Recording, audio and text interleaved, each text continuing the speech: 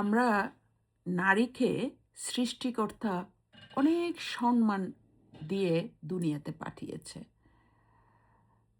কিন্তু আমরা আমাদের পরিজন কাছের মানুষগুলির থেকে না আমরা সেই সম্মানটুকু পাই না। ঠিক আছে, সেই সম্মানটুকু আমরা পাই না। নারীকে দেখেন একজন কন্যা হিসেবে যে সম্মানটা আল্লাহ দিয়েছে, একজন স্ত্রী হিসেবে যে সম্মানটা দিয়েছে, কিন্তু আমরা আমাদের পরিবার থেকে সেটা পাই না। সবচেয়ে বড় কথা হচ্ছে মা হিসেবে যে সম্মানটা দিয়েছে। আল্লাহ বলেছে তুমি 3বার মা কথা নিতে হবে, উচ্চারণ করতে হবে, 4বারে গিয়ে হচ্ছে বাবা, লাইক মা মা মা বাবা, ক্ষেত্র বিশেষে।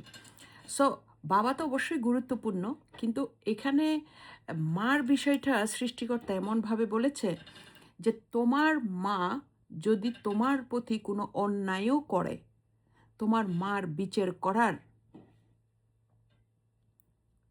ক্ষমতাটা আমি তোমার হাতে দিইনি, কোনো সন্তানের হাতে দেয় নাই। আল্লাহ বলছে তোমার মা যদি অন্যায় করে তোমার মার বিচারটা আমি করব, কিন্তু তুমি করতে পারবে না। এমন না যে মারা অন্যায় করে না, তাই না? মারাও অন্যায় করে, জানতে করে অজান্তে করে ভুলে করে, কিন্তু আমি মনে করি পৃথিবীর কোনো মা সন্তানের প্রতি অন্যায় করতে পারে না। আপনারা দেখতে পারেন বাংলাদেশে যে ঐশীর ঘটনাটা, সেইও কিন্তু মানে জেনে শুনে এটা করেনি, সেটা মোহে পড়ে বন্ধুবান্ধবের মোহে পড়ে করেছে।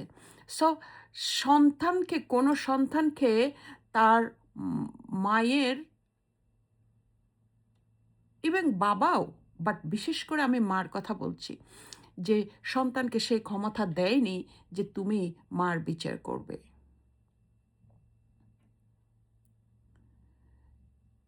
কিন্তু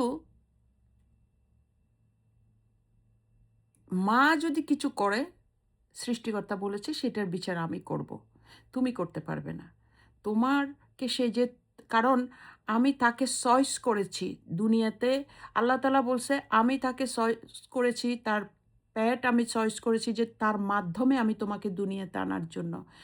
তার জীবন বাজি রেখে তার গর্ভধারণের থেকে শুরু করে দুনিয়াতে আসা পর্যন্ত সে যেই কষ্ট করছে, এগুলা কেউ কোনো দিন কোনো সন্তান তার মায়ের এটা শুধ করতে পারবে না। এই জন্য বলে যে মাকে উফ পর্যন্ত না বলার জন্য।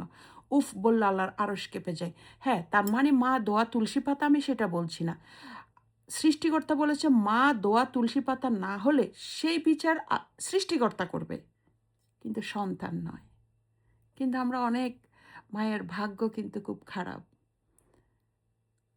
অনেক মায়ের ভাগ্য খুব খারাপ। অনেক সন্তানেরা আছে, সুনেহেরা বাংলাদেশে একটা মেয়ে, তার বাবা বিদেশে থাকে, দেখলাম ফেসবুকে ইউটিউবে দেখলাম, নিউজে দেখলাম যে একটা মাত্র মেয়ে, তাকে এত কষ্ট করে মা মানুষ করেছে, সে কলেজে গিয়ে কলেজের আরেক গেট দিয়ে আরেকটা ছেলের সাথে চলে গেছে।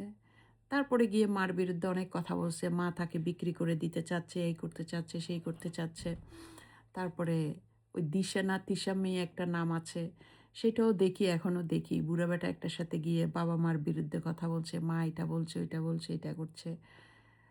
সো এগুলা কখনো আপনারা, আমি তো হয়তো মরে যাব, হ্যাঁ, মরবো তো সবাই, বাট আমার যে মরে যাব কথাটা এই জন্য বলছি, শত্রুরা যেভাবে আমার পিছে লেগেছে, যে মেন্টাল টর্চারের মাধ্যমে আমাকে মেরে ফেলতে যাচ্ছে, এরাই হচ্ছে আসল খুনি আমার। ঠিক আছে, ওই যে গুলি করে খুন করতে হয় না, ছুরি ঢুকে দিয়ে খুন করতে হয় না, খুন মানে এই যে আমার শত্রুরা যেভাবে করে মানে আমার চেষ্টা করছে, এরাই হচ্ছে আসল খুনি, জানেন?